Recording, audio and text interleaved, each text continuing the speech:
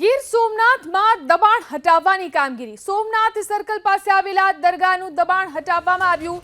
લાંબા સમયથી અહીં પણ દબાણ કરવામાં આવ્યું હતું। જો કે કલેક્ટર સાથે બેઠક બાદ મુસ્લિમ સમાજના આગેવાનોએ જાતે જ આ દબાણને હટાવ્યું છે।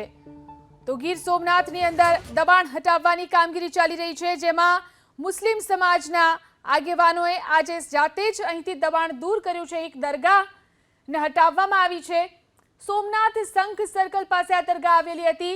આ દરગાહનું દબાણ હટાવવામાં આવ્યું છે।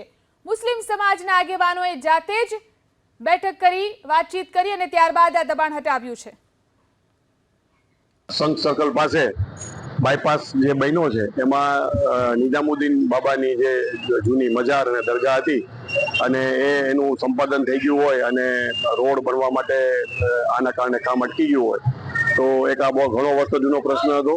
તો આપણા લોકલ જે મુસ્લિમ સમાજના જે આગેવાનો છે, અહીંના મુંજાવર છે, એ બધાની સાથે એક મિટિંગ કરી। અમારા નિવૃત્ત નાયબ મામલતદાર લોચભાઈ છે એને મધ્યસ્થી કરી અને ખૂબ સારા વાતાવરણમાં શાંતિથી સ્વેચ્છાએ આજે સમાજે આ જગ્યા છે એ પોતાની રીતે જ ખાલી કરી આપેલ છે અને પોતાની રીતે જ છે એ જે બાંધકામ છે એ દૂર કરેલ છે।